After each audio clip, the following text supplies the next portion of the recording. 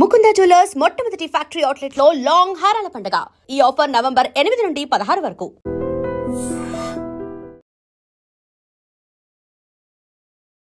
గౌతమి గారి కొన్ని ఇంటర్వ్యూస్లో చాలా ఎక్కువగా ఈ ఎఫ్ఐఆర్ గురించి కానివ్వచ్చు, లేకపోతే తన బ్రాండ్ గురించి ముగ్గురం కలిసే పెట్టుకున్నాం, ముగ్గురం కలిసే చేసుకున్నామని. 2017లో స్టార్ట్ చేసేటప్పుడు ఈ కిస్మత్ మంది అనేది ఎవరి పేరు మీద ఉండేది?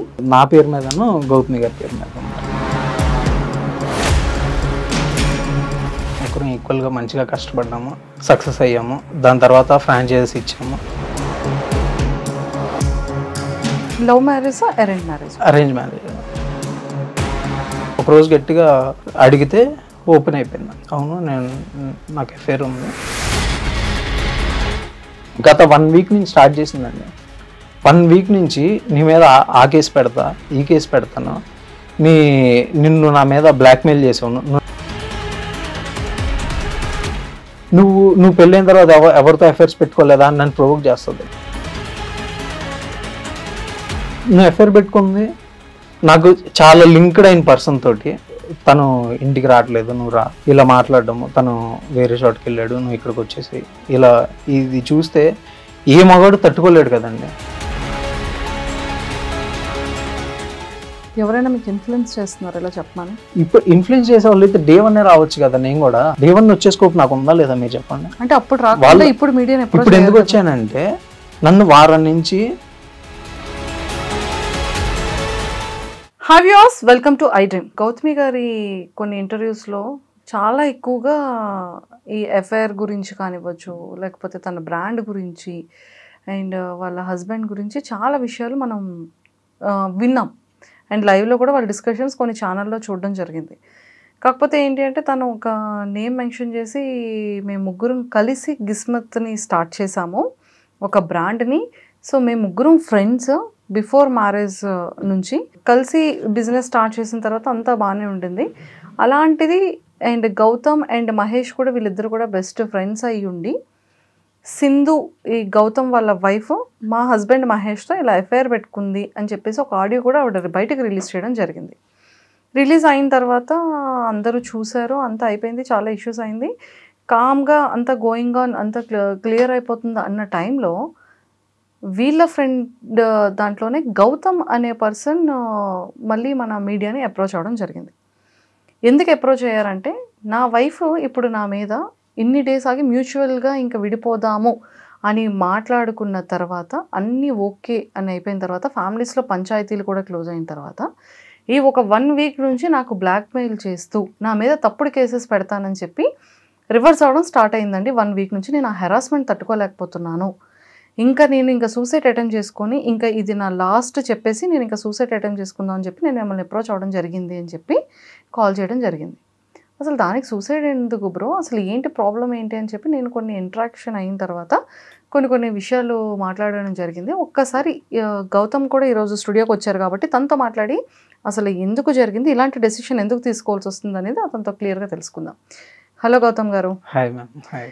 చెప్పండి, ఫస్ట్ వీటన్ని ఈ ఇష్యూ కన్నా ముందు ఏం చదువుకున్నారు, మీ ఫ్యామిలీ బ్యాక్గ్రౌండ్ ఏంటి, ఎక్కడి నుంచి హైదరాబాద్ ఎలా వచ్చారు, ఏ పర్పస్లో వచ్చారు? ఫస్ట్గా నా పేరు మువ్వా గౌతమ్ మ్యామ్. ఎవరు తెలియదు, నేను నార్మల్ కామన్ మ్యాన్.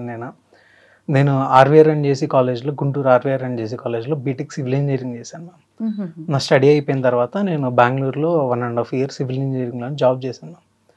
ఆ తర్వాత మేము కాలేజ్లో నేను, గౌతమి అన్న, మహేష్ ముగ్గురం ఫ్రెండ్స్ మ్యామ్ కాలేజ్ నుంచి. మేము ముగ్గురం కలిసి జిస్మత్ అనేది ఒక రెస్టారెంట్ పెట్టుకుందామని వచ్చి గుంటూరులో, మాకు అక్కడ గుంటూరులో చదువుకున్నాము, అక్కడే స్టార్ట్ చేయాలనిపించి గుంటూరులో రెస్టారెంట్ పెట్టాము.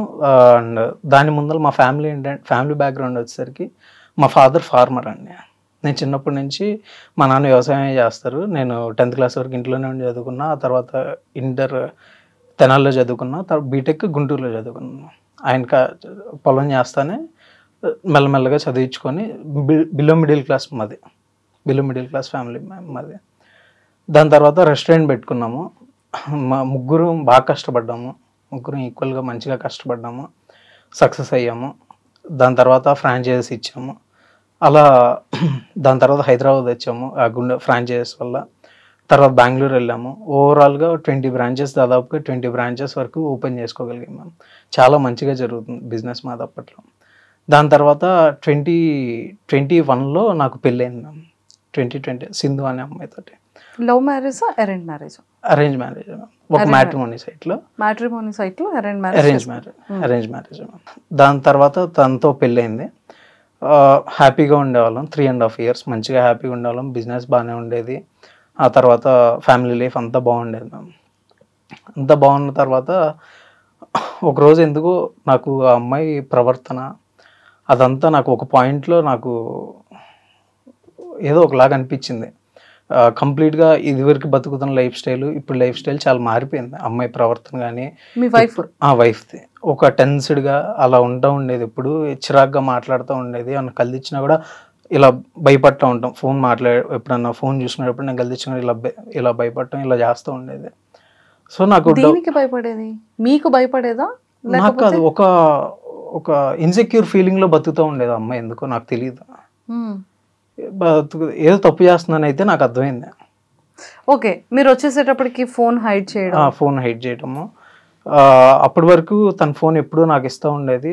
అప్పటి నుంచి గత కొన్ని రోజుల నుంచి నాకు ఫోన్స్ నా నుంచి దాచడం కానీ కొంచెం అలా చేస్తూ ఉండేది. నాకు గవాల ఫోన్ ఇచ్చినా పరిగెత్తుకుంటూ వస్తూ ఉండేది. ఇదివరకు ఎలా అంటే నాతో మాట్లాడుతుంటే నేను బెడ్రూమ్లో ఉన్నాను అనుకోండి, తన ఫోన్ వచ్చింది అనుకోండి, తన హాల్లో ఉంటే తెచ్చి గౌతమ్ అలా అది మా ఇద్దరి మధ్య ర్యాప్. తర్వాత ఏమైందంటే ఫోన్ రింగ్ అయితే గబాలను పరిగెత్తుకుంటూ వస్తుంది. మ్యాక్సిమం వదిలిపెట్టదు పక్కన. అక్కడ ఒకవేళ వదిలిపెట్టినా కూడా పరిగెత్తుకుంటూ వస్తూ ఉండేది. ఫోన్ తీసుకునేది, మాట్లాడేది. నాకు చాలా చేంజ్ కనపడింది దీనిలో మెయిన్గా నాకు. దాని తర్వాత నేను అడిగాను, ఏంటి ఎందుకు ఇలాగంటే బాగా గొడవ పడుతూ ఉండేది. ఎందుకు ఇలా అంటే సపరేట్గా రీజన్స్ చెప్తూ ఉండేది. నాకు అది ఏం సింక్ ఉండేది కాదు. సో నేను ఒకరోజు గట్టిగా అడిగితే ఓపెన్ అయిపోయింది. అవును, నాకు అఫేర్ ఉంది అని చెప్పింది. నేను ఒక 1 week బాగా డిప్రెస్ అయ్యాను. అసలు ఇదేంటి ఇంత క్లోజ్ ఫ్రెండ్ తోటి ఇలా అవటం ఏంటి, ఇదేంటి అని బాగా డిప్రెస్ అయిపోయాను నేను. డిప్రెస్ అయిపోయిన తర్వాత ఒక 2 weeks తర్వాత వాళ్ళ ఫ్యామిలీని మా ఫ్యామిలీని పిలిచి కూర్చోబెట్టి మాట్లాడాను. ఇది జరిగింది, వద్దనుకుంటున్నాను, సో నాకు వద్దు అని చెప్పేసి విడిపోయాం మేము. దాని తర్వాత మ్యూచువల్ డివోర్స్ తీసుకుందాం అనుకున్నాము. ఆ మ్యూచువల్ డివోర్స్ సంబంధించి 2-3 times మేమే ఖమ్మం వెళ్ళాము. ఖమ్మం 1 time వెళ్ళాము. వాళ్ళు ఒకసారి హైదరాబాద్ వచ్చాము. ఖమ్మంలో వాళ్ళ రిలేటివ్స్ దగ్గర జరిగింది, హైదరాబాద్లో మా ఇంట్లో జరిగింది. మ్యూచువల్ తీసుకుందాం అనుకుంటున్నాం, మాట్లాడుకున్నాము, అన్నీ అయిపోయినాయి. దాని తర్వాత తను ఏమందంటే నాకు ఫైనాన్షియల్గా నాకు ఇది జాబ్ లేదు, నాకు ఇప్పుడు ఫైనాన్షియల్గా హెల్ప్ చేయండి. నాకు అమ్మాయి అంటే జెన్యున్గా చెప్తాను చాలా ఇష్టం. నాకు ఇది జరిగిందని నేను ఉండలేకపోతున్నానే కానీ, బట్ అమ్మాయి అంటే నేను ఉన్నంతకాలం చాలా ప్యూర్గా ఉన్నా, చాలా లవ్ చేసాను అమ్మాయిని. సో ఆ ఇష్టం అనేది ఎంతో కొంత ఉంటుంది కదా మ్యామ్. ఇప్పుడు కోపం ఉన్నా కూడా ఇష్టం అనేది ఎక్కడికి పోదు కదా. దాని మీద నేనేమన్నా అంటే ప్రజెంట్ నా పరిస్థితి బాగాలేదు, కొంచెం ఇబ్బందులు ఉన్నాయి, నాకు కొంచెం టైం ఇయ్యి, నేను సెట్ చేసి పెడతాను నీకు లైఫ్, నీకు ప్రాపర్ ఇన్కమ్ సెట్ చేసి పెడతాను, నాకు లింక్ లేకుండా సపరేట్ ఇన్కమ్ సెట్ చేసి పెడతా, నేను నీకు ఆ ఒక్క ఫేవర్ అయితే చేయగలను, ఇంత ఇష్టం కాబట్టి అని చెప్పాను. ఓకే అండి, అంతా బాగానే ఉంది. మీరు ఎందుకు ఫినాన్షియల్గా ఇబ్బంది పడుతున్నారు? ఫినాన్షియల్గా ఎందుకు ఇబ్బంది పడుతున్నానంటే నాకు మనీ మేనేజ్మెంట్లో నేను వీక్ మ్యామ్. కొంచెం వీక్ అయిపోయి మధ్యలో ఒకసారి ఏమైందంటే నాకు అప్పులు అయిపోయినాయి. ఒక తాహత మించి నేను ఒక సైట్ కొనుక్కున్నాను. ఆ సైట్లో అప్పులు తెచ్చి కొనుక్కున్నాను. ఆ సైటు వడ్డీలు కడతా అలా అప్పులు అయిపోయినాయి. ఒక పర్సన్ నమ్మాను, ఆ పర్సన్ కూడా కొంచెం నాకు నమ్మక ద్రోహం చేశాడు. అది అయిపోయింది. దాని తర్వాత దానికోసం నా ఆస్తులు అమ్మేసుకొని ఆ వడ్డీలు పెరిగిపోయినాయి బాగా. దానికి ఇది కంప్లీట్గా నా మిస్టేక్. అది కంప్లీట్గా ఏది 2022-23లో జరిగింది. టోటలీ నా మనీ మేనేజ్మెంట్ మిస్టేకే జరిగింది. అది మిస్మేనేజ్మెంట్ వల్ల తెలుసుకున్నాను, ఇలాంటి ఇన్వెస్ట్మెంట్లు చేయకూడదు నాకు ఇది. సో నేను ఎంతలోనే బతకాలి అని నేను సెల్ఫ్ రియలైజ్ అయిపోయాను నేను. సో దానివల్ల ఏమైందంటే నాకు ఉంది చిన్న ఆస్తులు, అవి అమ్మేసుకొని నేను అప్పులు కట్టేసుకొని నా లైఫ్ స్టైల్ నేను మళ్ళీ ప్రారంభించుకున్నా. సో దానివల్ల నేను స్టేబుల్గా లేను ఫైనాన్షియల్గా. అప్పటి నుంచి సింధు కొంచెం డిఫరెన్స్ కనపడింది. బట్ మేము విడిపోయే లాస్ట్ 4-5 months నుంచి మాత్రం దారుణంగా కనపడింది. ఎప్పుడైతే నా అప్పులు ఇవన్నీ నేను సింధుకు కూడా చెప్పలేదు. నాలో నేనే ప్రెషర్ తీసుకుంటా. మా ఇంట్లో చెప్పలే, సింధుకి చెప్పలే, ఎవరికి చెప్పలే. ఎందుకు నేను ఎటు స్ట్రెస్ తీసుకుంటున్నా కదా, వాళ్ళకి ఎందుకు నాది నేనే సాల్వ్ చేసుకుందాం అంటే ఒక పాయింట్లో ఏమైందంటే నా వల్ల కూడా అవ్వక ఆ రోజు మా ఇంట్లో వాళ్ళతో ఓపెన్ అయితే మా ఇంట్లో వాళ్ళు కూడా నాకు హెల్ప్ చేశారు. పొలాలు అమ్మేసి నాకు నా అప్పులన్నీ క్లియర్ చేశారు. సో నేను మళ్ళీ స్క్రాచ్ బిజినెస్ తప్పితే నాకు ఇంకేం లేదు, బ్యాక్గ్రౌండ్ ఆస్తి కానీ ఏమీ లేదు నాకు. తను కొంచెం లగ్జరీగా కావాలని కోరుకుంటుంది. తన ఊహలన్నీ అలానే ఉండేవి. సో తన కోసమే నేను తన ఏం కోరుకుంటుందో అదంతా నేను మ్యాక్సిమం ఫుల్ఫిల్ చేశాను. తనకి సపరేట్ కార్, ఎలా కోరుకునేది? తనకి సపరేట్ కార్ కావాలని ఉంది. నేను సపరేట్ కార్ కొనిచ్చా. స్టిల్ తన పేరు మీద ఉంది ఆ కార్ కూడా. నా కారు అమ్మేసుకున్నానే కానీ నాకు ఇబ్బంది వచ్చిన రోజు అమ్మాయి కారు నేను అమ్మలా. అమ్మాయి కారు ఉంది, నా కారు అమ్మేసుకున్నాను నేను. తన కారు తనకే ఉంచాను. అండ్ ఈఎంఐ మీరే కడుతున్నారా? ఈఎంఐ నేనే కడతా. నా బ్యాంక్ అకౌంట్ నుంచి కట్ అవుతుంది ఆ ఈఎంఐ కూడా ఇప్పటికి స్టిల్ ఈ రోజుకి. బట్ ఈ మ్యాటర్ జరిగిన తర్వాత నేను తీసుకున్నానులే కానీ కారు. బట్ ఉన్నంతకాలం అమ్మాయి వాడుకునేది, అమ్మాయి ఉంచుకునేది కారు. నాకు ఇబ్బంది అయిన రోజు నా కారే నేను అమ్మేసుకున్నా కానీ అమ్మాయి కారు నేను అమ్మలేదు. అంత మంచిగా చూసుకున్నాను నేను. అండ్ పెళ్ళికి మాకు ఎంగేజ్మెంట్ కూడా అవ్వలేదండి. వాళ్ళ ఫ్యామిలీ మొత్తం సాక్ష్యం దీనికి. ఆ రోజుకి మా ఎంగేజ్మెంట్ కూడా అవ్వలేదు. కోవిడ్ నడుస్తుంది. వాళ్ళ ఫాదర్కి వాళ్ళ తాతగారికి ఇద్దరికి కోవిడ్ వచ్చింది.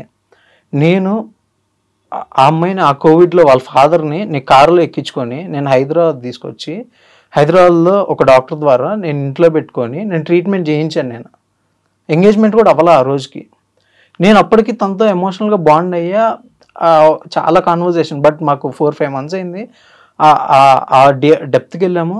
అప్పుడు నేను అంత బాగా చూసుకున్నాను. నాకు ఏది ఎంగేజ్మెంట్ అవ్వక ముందులో అప్పుడు నేను ఏం ఆశించి చూసుకోలేదు కదండి. ఏ ప్రూఫ్ కూడా లేదు కదా. వాళ్ళు నాకు పెళ్ళి అవుతుందని మాటలు అనుకున్నాం కానీ అసలు అమ్మాయి నాకు వైఫ్ అవుతుంది అని లీగల్గా ఏం లేదు కదా. సో నేను అప్పటికే మంచిగానే చూసుకున్నాను. నేను అమ్మాయిని ఎంత ఇష్టపడ్డానో చెప్పడానికి అదొక రీజన్. వాళ్ళ తాతగారు హాస్పిటల్లో ఉండే, నేను సింధు సపరేట్గా ఆ హాస్పిటల్ పక్కన రూమ్ తీసుకొని ఖమ్మంలో నాకు అప్పటికే ఎంగేజ్మెంట్ అవ్వాలి. సపరేట్గా రూమ్ తీసుకొని వాళ్ళ తాతగారిని డే అండ్ నైట్ తీసుకెళ్ళి వాళ్ళ తాతగారి టాయిలెట్ కానీ అన్ని నీట్గా దగ్గర నుండి చూసుకున్నాను. నేను అంత మంచిగా చూసుకున్న అమ్మాయిని కానీ వాళ్ళ ఫ్యామిలీని కానీ. నేను అంత మంచిగా చూసుకుంటే అమ్మాయి ఈరోజు రివర్స్లో గత 1 week నుంచి స్టార్ట్ చేసిందండి.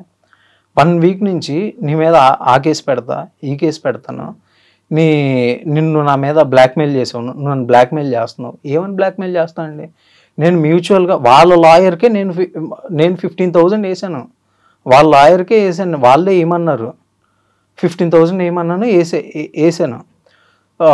సో నేను మ్యూచువల్ డైవర్స్ తీసుకోవడానికి అంత ఇష్టంగా ఉన్నాను. నేనేం బెదిరిస్తాను అమ్మాయిని?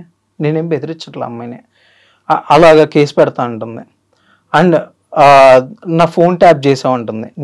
నాకు నీ ఫోన్ ట్యాప్ చేయాల్సిన అవసరం ఏంటి? నువ్వు అంత ఎక్కువ ఫీల్ అవుతున్నావు కానీ నాకు నీ ఫోన్ ట్యాప్ చేయాల్సిన అవసరం లేదు. నీ అంతటి నువ్వే ఒప్పుకున్నావు. నాతో డైరెక్ట్గానే నా పక్కన కూర్చొని మాట్లాడావు. నువ్వు ఎక్కడ మళ్ళీ మాట మారుస్తావని నేను అది రికార్డ్ కూడా చేసుకున్నాను. అమ్మాయి నాతో మాట్లాడడం నేను రికార్డ్ చేసుకున్నాను. నా సేఫ్టీగా నాకు ఉండాలి కదా. ఓకే, ఏం చెప్పింది? ఇలాగా నేను ఇష్టపడ్డాను అని చెప్పి నాతో చెప్పింది. నా పక్కన కూర్చొని చెప్పింది ఇది అని చెప్పింది. నేను రికార్డ్ చేసుకున్నా అది కూడా. సో నేను అంతా అయిపోయిన తర్వాత ఫ్యామిలీని కూర్చోబెట్టుకుని మ్యూచువల్ తీసుకుంటే అమ్మాయి నన్ను ఇలాగ ప్రొవోక్ చేసి మాటలు అనిపించి నన్ను బాగా రెచ్చగొడితే నేను మాట్లాడతానండి. నేను ఎవరిని అన్నా నన్ను కాంది నన్ను ఎవరన్నా అంటే నేను తట్టుకోలేనండి. నేను చాలా సెల్ఫ్ రెస్పెక్ట్గా ఉంటాను. నేను తట్టుకోలేను నన్ను కాంది నన్ను ఎవరన్నా అంటే. నన్ను కాంది నన్నని నువ్వు పెళ్ళైన తర్వాత ఎవరితో అఫైర్స్ పెట్టుకోలేదా అని నన్ను ప్రొవోక్ చేస్తుంది. నాకు అసలుకి నీ మీద అంత జెన్యున్గా లవ్ ఉండి నీకోసం ఇంత చేస్తాను. నాకు అసలు ఆ థాట్ కూడా లేదు అసలుకి. నేను అసలు అలా చేయలేదు. నేను చెయ్యని దాన్ని నన్ను కావాలని ప్రొవోక్ చేస్తూ ఉండేది. ప్రొవోక్ చేస్తూ ఉన్నప్పుడు ఒక పాయింట్లో బర్స్ట్ అయినప్పుడు కొన్ని మాట్లాడతా. అమ్మాయి ఏం చేస్తుందంటే పైన కాన్వర్జేషన్ మొత్తం డిలీట్ చేస్తుంది. నేను ఏదైతే మాట్లాడానో అవన్నీ పెట్టుకుంటుంది. నేను మాట్లాడేటప్పుడు కూల్ అయ్యి మాట్లాడుతుంది మళ్ళీ. అలాగా పెట్టుకొని నువ్వు నన్ను ఇలా బెదిరిస్తున్నావు, నువ్వు నన్ను అలా చేస్తున్నావు, నువ్వు నన్ను ఇలా చేస్తున్నావు, నువ్వు నా ఫోన్ ట్యాప్ చేసావు అని అంటది. అమ్మాయి ఒప్పుకుందా? ఏమని అన్నారు మీరు? నువ్వు అంతగా అంటే నా నా పక్కనే ఉంటా, నేను ఇంత బాగా చూసుకుంటున్నా, నేను అలా నువ్వు ఎందుకు అలా ఉన్నావు అంటే, నేను అమ్మాయి నన్న నీ క్యారెక్టర్ ఏంటో నాకు అర్థమైపోయింది, నువ్వు సంథింగ్ అని అన్నమాట వాస్తవమే. ఎందుకు అన్నాను, అమ్మాయి నన్ను అంతలా ప్రొవోక్ చేసింది. నువ్వు ఇది చేయలేదా, నువ్వు అది చేయలేదా, నువ్వు మనీ పోగొట్టలేదా అని ఉంది. నేను మనీ పోగొట్టా అంటే అది నా నా వల్ల పోయింది, మా డాడీ వాళ్ళు ఆస్తులు అమ్మేసి ఇచ్చారు, అదంతా అయిపోయింది. ఇప్పుడు మనీ పోగొట్టుకున్నా అంటే అది మళ్ళీ సంపాదించుకోగలుగుతాం, ఏమైనా తప్పు తెలుసుకున్నాం సంపాదించుకోగలుగుతాం, అయిపోయింది. ఎఫ్ఐఆర్ పెట్టుకోవటం అంటే నన్ను కాదని వెళ్ళిపోవటమే కదా, దాని అర్థం అదే కదండి. అండ్ దానికి దీనికి లింక్ ఎలా పెడతారండి నాకు అర్థం కాదు. ఎఫ్ఐఆర్ పెట్టుకోవటం అన్న మనీ పోగొట్టుకోవటం ఒకటేనా? అండ్ నువ్వు ఎఫ్ఐఆర్ పెట్టుకుంది నాకు చాలా లింక్డ్ అయిన పర్సన్ తోటి, అండ్ ఫ్యామిలీ లాగా ఉండే పర్సన్ తోటి, అండ్ బిజినెస్తో ఇన్వాల్వ్ అయిన పర్సన్ తోటి. దానివల్ల నా కెరీర్ ఎంత పోద్ది? నువ్వు అది ఆలోచించావా? ఆలోచించలేదు కదా. అసలు దానికి దీనికి లింక్ అసలు నువ్వు ఒప్పుకున్నావు, నువ్వు నాతోనే ఒప్పుకున్నావు, నీ చాట్స్ చూశాను, నువ్వు ఒప్పుకున్నావు, అన్నీ జరిగినాయి. దానికి నేను బర్స్ట్ అవ్వకుండా ఎలా ఉంటాను? నన్ను అంటున్నావు కదా, నువ్వు ఎంత చేసి ఎంత ఒప్పుకోను కూడా నేను బర్స్ట్ అవ్వకుండా ఎలా ఉంటాను? ఒక్కసారి నా ప్లేస్లో మీరు ఆలోచించండి. ఎవరికైనా ఎమోషన్ అవ్వదా? ఎవరైనా ఒక మాట అనుకుని ఉంటారా? ఇప్పుడు అవి పెట్టుకుని ఈరోజు బ్లాక్మెయిల్ చేయొచ్చు అమ్మాయి నన్ను. అంతే. చాటింగ్ ఏం చూసారు మీరు? చాటింగ్ ఏం చూసా అంటే వాళ్ళిద్దరు మాట్లాడుకున్న కాన్వర్జేషన్ చూసానండి. తప్పుగా ఏమైనా ఉన్నాయా? ఏం లేదు, తిని పిలవటం అవన్నీ ఉన్నాయండి. తిని ఎవరితో అయితే ఇంటిమేట్ అవ్వాలనుకుందో వాళ్ళని పిలవటం, కానీ తను ఇంటికి రావట్లేదు, నువ్వు రా, ఇలా మాట్లాడటము, తను వేరే చోటుకి వెళ్ళాడు, నువ్వు ఇక్కడికి వచ్చేసి ఇలా. ఇది చూస్తే ఏ మగాడు తట్టుకోలేడు కదండి. నాకు ఇది చెప్పడానికి కూడా నాకు అవ్వట్లే ఇప్పుడు. నేను అందుకే కొంచెం సెక్యూర్గా ఫీల్ అవుతున్నా. నాకు చెప్పడానికి కూడా నాకు అవ్వట్లా. అలాంటి కాన్వర్జేషన్ ఒక మగాడు అనేవాడు చూస్తే ఎలా ఫీల్ అవుతాడు? మగాడనే కాదు, ఒకవేళ ఒక ఆడపిల్ల వాళ్ళ హస్బెండ్ని చూసినా తట్టుకోలేదు కదా. అంత డీప్గా ఉండి ఒకరికొకరు ఉండి నేను అంత బాగా చూసుకుంటా ఉంటే నేను నీకేం తక్కువ చేశాను? నేను మంచిగానే ఉన్నా కదా. కాకపోతే నేను చేసిన స్ట్రగుల్ వల్ల, నేను చేసిన మనీ మేనేజ్మెంట్ మిస్టేక్ వల్ల మనకి ఎక్కడున్నాం అక్కడే ఉన్నాం, కిందకి ఉన్నాం. కాకపోతే ఎనమాలు ఉన్నాయి, పోయినాయి, అంతే కదా. బిజినెస్ అలానే ఉంది, ఇన్కమ్ అలానే ఉంది, అంతా బాగానే ఉంది కదా. నీకు లగ్జరీ కూడా ఏం తగ్గలేదుగా, నీ కారు కూడా ఎక్కడ బాగాలేదుగా, నా కారే అమ్ముకున్నా, నీ కారు అమ్మలేదుగా. నువ్వు నన్ను ఇంత మోసం చేయాల్సిన అవసరం ఏంటి? ఇవన్నీ చేసి కూడా నేను మ్యూచువల్గా ఒప్పుకొని నీతో అసలు నాకు ఈ పెంట వద్దు, వదిలేసుకుందాము, నాకు ఫ్రీగా ఉండాలి అని నేను ఇది అయిపోయిన తర్వాత నేను ఎంత గోత్రు అయ్యానో నాకు తెలుసు, మా ఫ్యామిలీకి తెలుసు, మా అక్కకి తెలుసు, అందరికీ తెలుసు. వాళ్ళు నన్ను ప్రతిరోజు నేను హాఫ్ అన్ అవర్లో ఒక్కసారి ఫోన్ ఎత్తకపోయినా వాళ్ళు టెన్షన్ పడిపోతారండి. మా ఇంట్లో సీసీ కెమెరా వాళ్ళే పెట్టించుకొని నేనేం చేస్తున్నాను వాళ్ళే చూసుకుంటున్నారు. వాళ్ళంత డిప్రెస్ అవుతున్నారు మా ఇంట్లో వాళ్ళు. నన్ను చూసుకున్న నా శ్రేయాభిలాషులు వీళ్ళందరూ నా టైం టు టైం నువ్వేం చేస్తున్నావు గౌతమ్, నువ్వు ఎక్కడ ఉన్నావు, అందరూ నా గురించి ఇంత భయపడుతున్నారు. నేను ఇంత గోత్రు అవుతున్నా, నువ్వు ఇంత గోత్రు అవుతున్నావు అండి, ఇంకా నువ్వు బెదిరియటం నీకు ఎంతవరకు కరెక్ట్? ఏమని బెదిరిస్తున్నారు ఆవిడ? నువ్వు నన్ను బ్లాక్మెయిల్ చేస్తున్నావు, నువ్వు నా ఫోన్ ట్యాపింగ్ చేసావు, నువ్వు నీ మీద నేను రాంగ్ కేసెస్ పెడతాను, ఇలానే బెదిరిస్తుందండి. రాంగ్ కేసెస్ పెడితే డిపార్ట్మెంట్ వాళ్ళు కానీ లా ప్రకారంగా తీసేసుకుంటారా? ఒకటండి, ఇప్పుడు ప్రూఫ్స్ లేకుండా తీసుకుంటారా?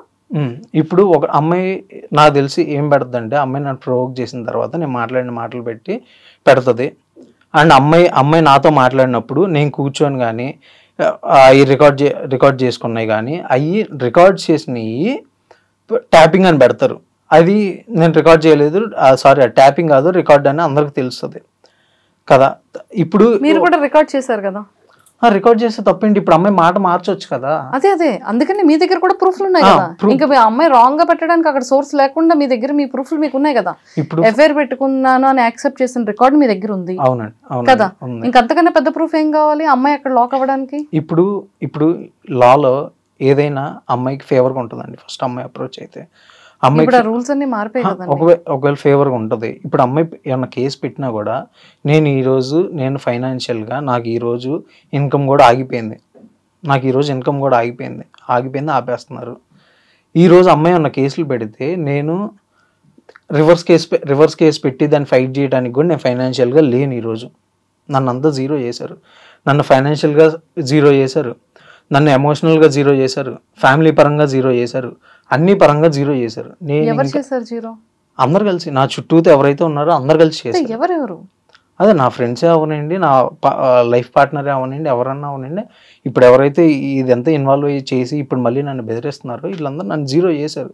నన్ను ఇంకా మీరు చేయడానికి ఏం లేదు. ఇంకా మీరు కనుక నన్ను ఇంకా టార్చర్ పెడతాము, వీడిని ఇంకా ఇబ్బంది పెడతాము, నా పతనం ఇంకా కావాలని కోరుకుంటే ఒకటే చెప్తున్నా అండి, ఇదే నా first and last interview.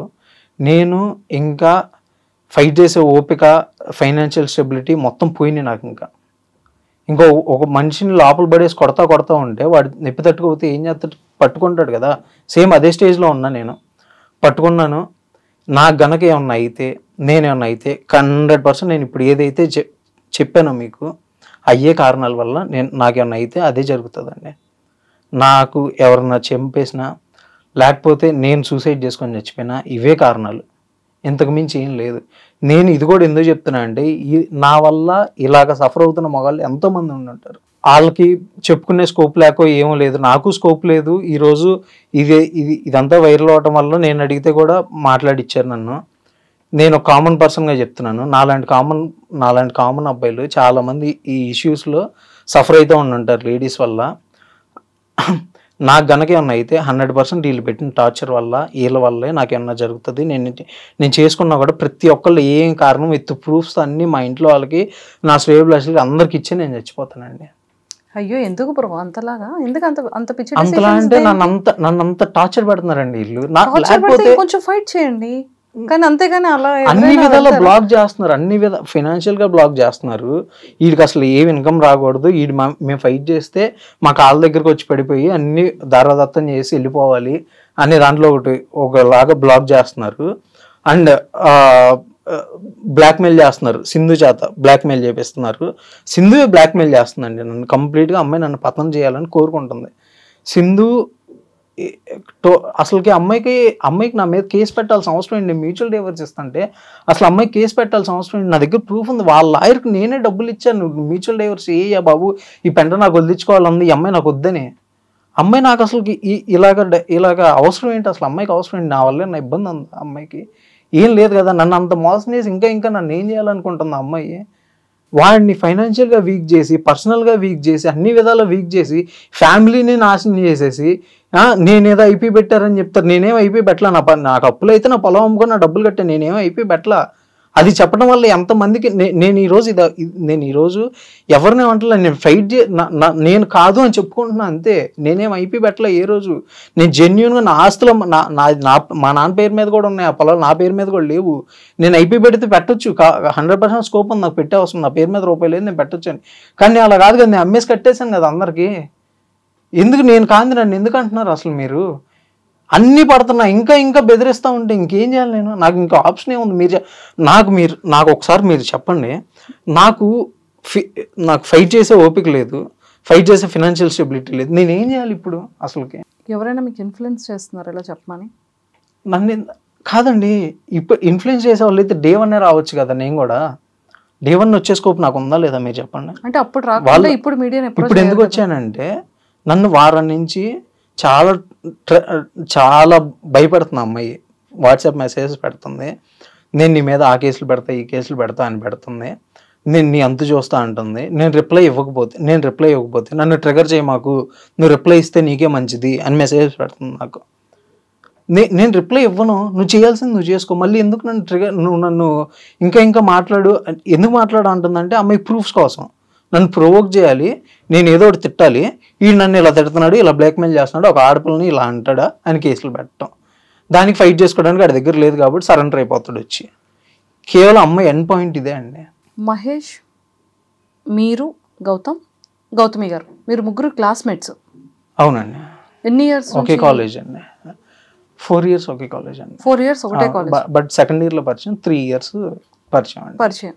College. ఈ 3 ఇయర్స్లోనే మీరు గుంటూరులో ఫస్ట్ స్టార్ట్ చేశారు. ఈ మా 3 ఇయర్స్ అయిపోయిన తర్వాత 1.5 ఇయర్ జాబ్ చేసుకున్నా కదా, ఆ తర్వాత నేను వచ్చా. అదే టైంలో వాళ్ళిద్దరు కూడా వచ్చారు. అప్పుడు 2017లో స్టార్ట్ చేసుకున్నాను. 2017లో స్టార్ట్ చేసేటప్పుడు ఈ కిస్మత్ మంది అనేది ఎవరి పేరు మీద ఉండేది? అసలు మీ టర్మ్స్ ఏంటి? ఆ టైంలో మీరు పెట్టుకున్న టర్మ్స్ ఏంటి? అంటే ముగ్గురం కలిసే పెట్టుకున్నాం, ముగ్గురం కలిసే చేసుకున్నాం అన్ని. అంటే ఒక పార్ట్నర్షిప్ ఏదో ఉంటది కదా, అది పార్ట్నర్షిప్ అయితే ఫార్మ్ రిజిస్ట్రేషన్ లో ముగ్గురు నేమ్స్ ఉన్నాయా? ముగ్గురు నేమ్స్ లేవు. నా పేరు మీదను గౌతమి గారి పేరు మీద ఉందండి. మీ ఇద్దరు పేరు మీద ఉంది? అవునండి, అవునండి. ఇప్పటికీ కూడా? అది ఇప్పటికీ అలానే ఉందండి. ఇప్పటికీ కూడా మీ ఇద్దరు పేరు మీద మా ఇద్దరి ఉంది? పేరు మీద ఉందండి. అవునండి. ఓకే. ఫార్మ్ రిజిస్ట్రేషన్ అనేది ఇప్పటికీ కూడా గౌతమి గారు అండ్ మీ పేరు మీద ఉంది? అండ్ యాక్చువల్గా అది ఫస్ట్ బ్రాంచ్ గురించి చెప్పానండి ఇప్పుడు వరకు. నేను ఫస్ట్ బ్రాంచ్ అనేది ఇద్దరు పేరు మీద ఉంది. ఓకే. దాని తర్వాత ఫర్మ్ అనేది ఫస్ట్ ముగ్గురం కలిసే నీ పేరు మీద పెట్టేసుకోరా అని నా పేరు మీదే పెట్టారు ఫస్ట్. అందరం కలిసి ముగ్గురం మాట్లాడుకొని పెట్టుకున్నాము. నా పేరు మీద పెట్టేసుకొని 2022 వరకు. 2022లో వదిన ఏం చెప్పిందంటే, అది టోటల్గా మహేష్ పేరు మీద పెట్టు, ఏముంది ఎవరి పేరు మీద ఉంటే ఏముందని అనే దాంట్లో అదే దాంట్లో నా పేరు మీద పెట్టారు. అదే దాంట్లో నేను కూడా మహేష్ పేరు మీదే చేసేసాము, మహేష్ పేరు మీదే ట్రాన్స్ఫర్ చేసాము. దాని తర్వాత ఇష్యూ అయిన తర్వాత జనవరి 2025 జనవరిలో మహేష్ వదినకి అసైన్ చేశాడు, అసైన్మెంట్ డీడ్ చేశాడు. ఏంటి అసైన్ చేశారు? ఆ బ్రాండ్ అనేది, ఓన్లీ బ్రాండ్ అనేది అసైన్ చేశారు. సో ఇది మీరు ఎవరి పేరు మీద ఉందంటే ఇలా మారుకుంటూ వచ్చిందండి. ఫస్ట్ నా బ్రాండ్ అనేది నా పేరు మీద ముగ్గురం కలిసి పెట్టుకున్నాం. ఆ తర్వాత ముగ్గురం కలిసి మహేష్ పేరు మీద అనుకున్నాము. దాని తర్వాత 2025 జనవరిలో వదిన పేరు మీద పెడితే నాకు కూడా ఓకే, ఇబ్బంది ఏం లేదని నేను కూడా మాట్లాడా. తను కూడా అలానే అనుకుని పెట్టేశాడు. అవును, ముగ్గురు మ్యూచువల్ గా కలిసే పెట్టుకున్నారు. ముగ్గురు కలిసి మ్యూచువల్ గా కలిసే మీ పేరు మీద రిజిస్ట్రేషన్ చేసుకున్నారు. ముగ్గురు కలిసే మళ్ళీ జనవరిలోని గౌతమి గారి పేరు మీదకి బ్రాండ్ చేంజ్ చేసుకున్నారు. అంటే ముగ్గురు డెసిషన్ మీదే జరిగింది కదా. ఇప్పుడు మరి ఎందుకు ఎవరికి తెలియకుండా మీ ఫినాన్షియల్ గా ఎందుకు స్టాప్ చేయడం జరిగింది? అదే నాకు అర్థం కావట్లేదండి. నాకు ఎందుకు అలా జరుగుతుందో నాకు అర్థం కావట్లేదు. ఇప్పుడు నా పేరు మీద లీగల్ గా ఏం లేదండి, వాస్తవం చెప్తున్నా. అంటే అది మరి మీరు అలా చేసుకున్నా? నేనే చేసుకున్నా కంప్లీట్గా, అందరం నమ్మే అలా చేసుకున్నా. నా పేరు మీద లీగల్గా ఏం లేదు. నాకు ఇలాగా ఇప్పుడు ఫినాన్షియల్ సపోర్ట్ లేదు, నా పేరు మీద లీగల్గా బ్రాండ్ లేదు. ఇప్పుడు ఆ పాయింట్స్ అమ్మాయి నెగిటివ్గా పట్టుకొని ఇలా బ్లాక్మెయిల్ చేస్తానన్ను, నీ పేరు మీద కేసులు పెడతా, నువ్వు నన్ను ఏం చేయలేవు, నీకు లాయర్ సపోర్ట్ కూడా లేదు అనే ఇంటెన్షన్ తోటి నన్ను ఎందుకు అలా బ్లాక్మెయిల్ చేస్తుందో నాకు అర్థం కావట్లేదు. నా అంతటి నేనుగా దండం పెట్టేసి వెళ్ళిపోవాలైతే చెప్పండి, అదేదో నాకు డైరెక్ట్గా చెప్పండి.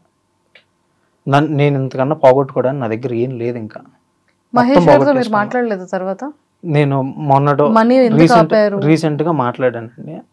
వాడేమంటున్నా అంటే, నేను అతను నాకు ఇస్తానని చెప్పట్లా, ఈయనని చెప్పట్లా, ఏ క్లారిఫికేషన్ నాకు ఇవ్వట్లా. ఇంకా మాట్లాడుకోవడం అనవసరం అని నాకు అనిపించిందండి. మరి ఏం చేయాలనుకుంటున్నారు మీరు? కంటిన్యూ చేయాలనుకుంటున్నారు? అదే అండి, నేను నా సాయశక్తిలో నేను ప్రయత్నిస్తా. అవ్వలేదా, నా బతుకు నేను బతుకుతా. నా బతుకు కూడా నన్ను బతుకునేట్లేదా, ఇంకేం చేస్తామండి. నేను ఊరు బాబు మీరందరూ వద్దు, నా బతుకు నేను బతుకుతాను, అదేమన్నా సెటిల్ చేసి పంపించండి అని దండం పెట్టి వేడుకున్నా. మీకు ఎంత రావాలి అమౌంట్ పరంగా అంటే ముగ్గురం డిస్కస్ చేసుకొని మాట్లాడుకోవాలండి. అది అమౌంట్, బ్రాండ్ వాల్యూ అనేది నాట్ ఏ ఫిక్స్డ్ ప్రైస్ కదా, అది ముగ్గురం డిస్కస్ చేసుకొని మాట్లాడుకోవాలి. లేదు కంటిన్యూగా చేసుకుందామా అంటే చేసుకుందాం, లేదు నువ్వు వెళ్ళిపో అంటే నేను హ్యాపీగా వెళ్ళిపోతా. ఆవిడకైనా ఉందా? ఆవిడ కూడా ఏం మాట్లాడట్లేదా? ఆమె పేరు మీద అసైన్ చేసి ఇచ్చారండి. వాళ్ళిద్దరు చాలా ఫైట్ చేసుకుంటున్నారు. దానిలో ఏదనేది కోర్ట్ డిసైడ్ చేస్తుంది. వాళ్ళిద్దరిలో ఎవరిదైనా కూడా నాకంటూ ఏం లేదు ఇక్కడ. వాళ్ళిద్దరికి అట్లీస్ట్ ఒక ఎవిడెన్స్ ఉందండి. ఇప్పుడు వదినకి అసైన్ చేసి ఇచ్చాడు, అది ఉంది. వాడి పేరు మీద ఉన్న సర్టిఫికెట్ ఉంది ఆన్లైన్లో. వదినకి వస్తుందో ఆన్లైన్లో ఎప్పుడు అప్డేట్ అవుతుందో అదేంటో జరుగుతుంది. అది అసైన్మెంట్ డీట్స్ అయితే వదిన దగ్గర ఉన్నాయి. ఆమె ప్రూఫ్స్ ఉన్నాయి, ఆడి ప్రూఫ్స్ ఉన్నాయి. ఏ ప్రూఫ్స్ లేదు నేనే, కాబట్టి నేనే సఫర్ అవుతున్నాను వీళ్ళందరి మధ్యలో. ఇప్పుడు నాకు ఏ దిక్కు లేదు. ఇప్పుడు ఇంకా నాకు హెల్ప్ చేయాలని అడుగుదామంటే, లీగల్గా హెల్ప్ చేయాలని అడుగుదామంటే, లీగల్గా నీ పేరు మీద ఏముందని అడుగుతారు. ఏముంది, ఏం లేదు, నేను చేసుకున్నా కదా. అలా బిజినెస్ పరంగా కూడా దెబ్బతీశారు. అయిపోయింది. అయిపోయి అసలు మీరు మీ వైఫ్ మహేష్ గారితో ఎఫ్ఐఆర్ పెట్టుకున్నప్పుడు మీరు మహేష్ గారిని కన్సల్ట్ చేశారా, అడిగారా? కన్సల్ట్ బెస్ట్ ఫ్రెండ్సే కదా మీరు మహేష్ గారు, అవునండి క్లాస్మేట్స్ కదా, అవునండి ఏం చెప్పారు? అందరూ విన్నారు కదా, అది ఆడియో అందరూ విన్నారు కదా. ఓహో, ఆడియోలో ఉన్న పర్సన్ మీరా? అవునండి. సో ఇంకా తర్వాత ఇంకా డిస్కషన్స్ ఇంకేం దీని గురించి అయితే ఇంకేం డిస్కస్ చేయలేదండి. అండ్ ఇంకో పాయింట్ ఏంటంటే నేను ఒకటి చెప్పాలనుకుంది, నాకు స్టిల్ ఈ రోజు కూడా నాకు ఎవరిని ఇబ్బంది పెట్టాలని, ఈ రోజుకి నాకు ఇచ్చేస్తే నేను వెళ్ళిపోతా.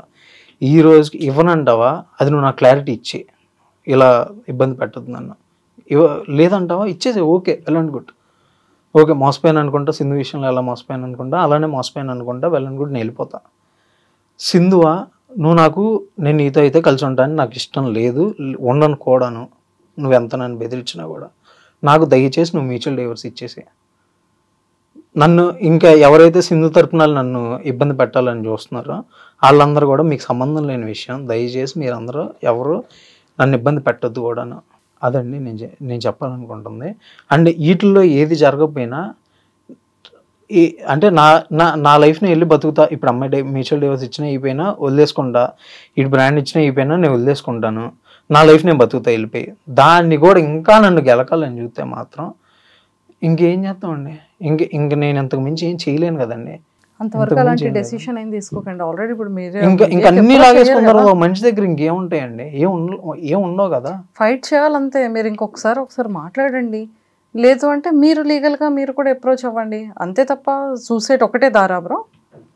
అంటే ఇంక అన్ని విధాలు మూసేసి మా ఫ్యామిలీ వాళ్ళు ఆ రకంగా బాధపడుతూ ఉంటే, నేను ఉన్నంతకాలం వాళ్ళకి నన్ను ఇలా టార్చర్ పెడుతూ ఉంటే వాళ్ళు బాధపడక ఏం చేస్తారండి, ఏం చేయలేరు కదా. ఇప్పుడు ఇది అయిపోయిన తర్వాత ఇంక అందరు టార్గెట్ పెడతారు, ఇంక నన్ను పెడతారు, పెట్టండి భరిస్తా ఓ పాయింట్ వద్ద ఆ రోజు చేయాల్సింది చేసుకుంటా.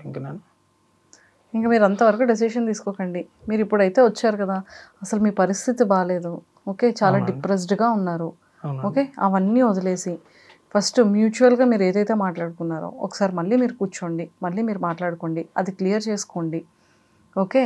ఈ సూసైడ్ థాట్స్ అనేది అంతవరకు కూడా మీరు వెళ్ళకండి, అర్థమైందా? సో అసలు ఫస్ట్ ఈ ప్రాబ్లం ఏంటి అనేది, ఇంకా అసలు అమ్మాయి ఎందుకు పెట్టాలనుకుంటుంది ఏంటి ఇంకొకసారి కనుక్కోండి. అడుగుతున్నానండి, నిజంగా తను అలా అనుకుందా, లేకపోతే మీకు ఎవరైనా ఇన్ఫ్లుయెన్స్ చేయడం కానీ, ఎవరైనా పంపించడం కానీ? అమ్మాయి నాతోనే చాట్ చేసింది ఇదంతా. నేను అసలు ఇంతవరకు నన్ను ఎవరు ఇన్ఫ్లుయెన్స్ చేయడానికి ట్రై చేయాల, నన్ను ఎవరు ఇన్ఫ్లుయెన్స్ చేయలేదు.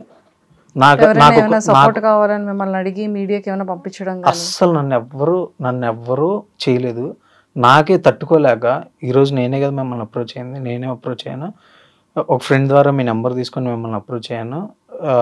నాకు మీరు మీ బాధ చెప్పుకోండి అంతే అని చెప్పారు. నా బాధ నేను చెప్పుకున్నాను. మీరు నన్ను నేను చెప్పే నమ్మటం ఏంటని నన్ను అడిగారు. నేను మీకు క్లారిఫికేషన్ ఇచ్చాను. దానికి నేను చెప్పింది కనుక ఒక్కటి తప్పైనా మీ మనసుల మీద మీరు చేతులు వేసుకొని చెప్పుకోండి. నేను చెప్పింది ఒక్కటైనా తప్ప, నేను ఇదంతా మీతో డైరెక్ట్గా ఎప్పుడు మాట్లాడలేదా? మాట్లాడే కదా, మిమ్మల్ని రిక్వెస్ట్ చేసుకున్నాగా, దాదాపు బెగ్గింగే చేసుకున్నా కదా. అయినా కూడా మీరు నాకు ఏ క్లారిఫికేషన్ ఇవ్వకుండా, నాకు ఏం చేయకుండా ఎన్నాళ్ళని పడాలి నేను? ఎందుకు నాకు ఇలాగా? ప్లీజ్ నన్ను ఇంతటితో వదిలేసేయండి.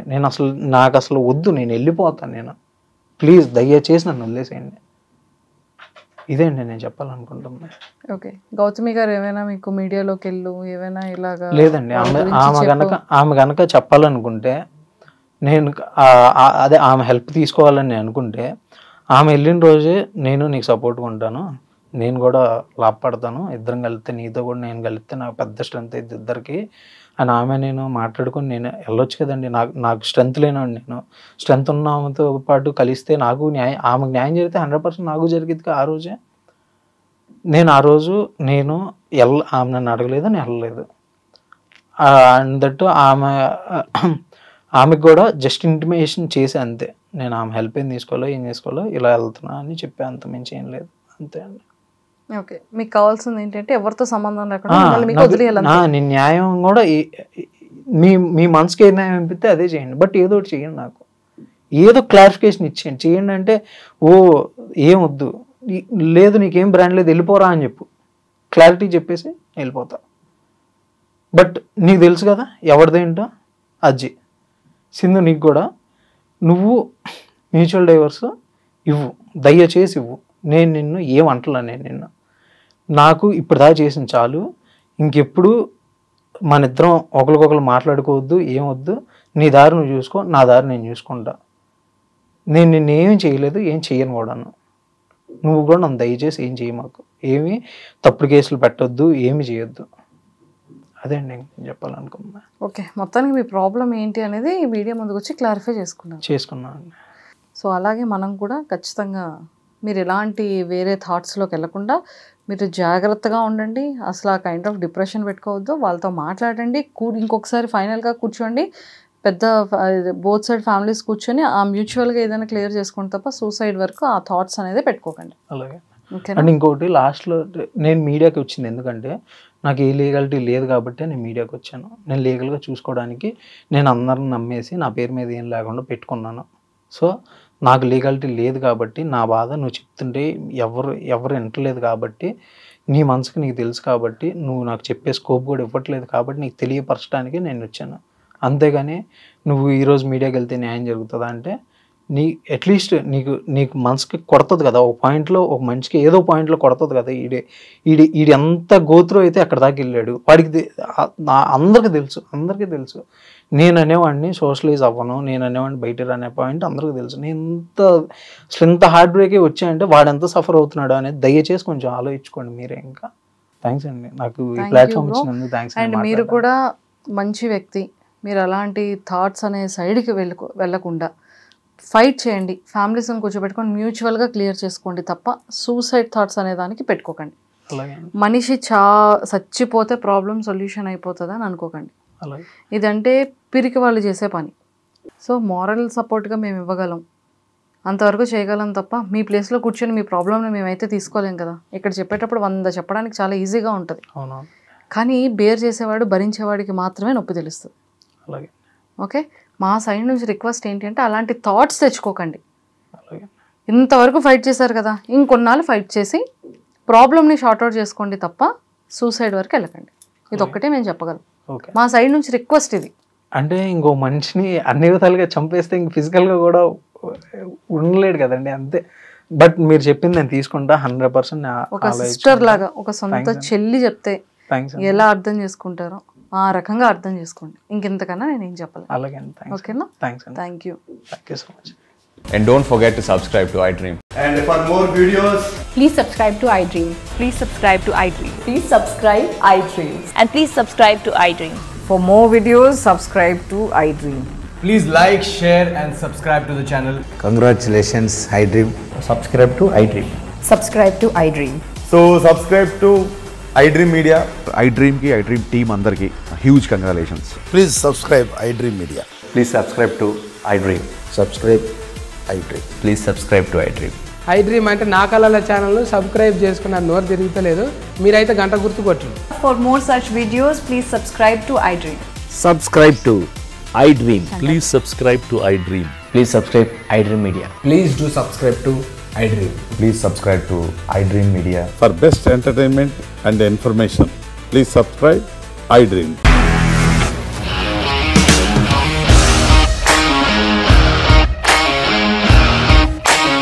ఇండస్ట్రీలో కమిట్మెంట్ ఇష్యూస్ వస్తే నీకు కూడా వచ్చినట్టు మార్నింగ్ తీసుకెళ్ళాడంటే కొట్టి పడేశాడు.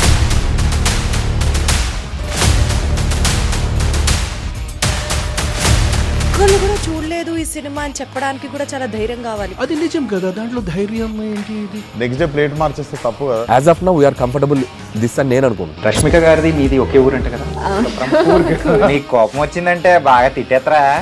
తిట్టేద్దామండి. నిజంగా గేమ్ ని ఎలా చేంజ్ చేయగలిగారు? ఏపీఎస్ఎఫ్సి వాళ్ళకి 6 నెలల్లో నేను 6 లక్షలు కట్టా. బిజినెస్ చేయాలనుకుంటే it is as difficult as riding a tiger.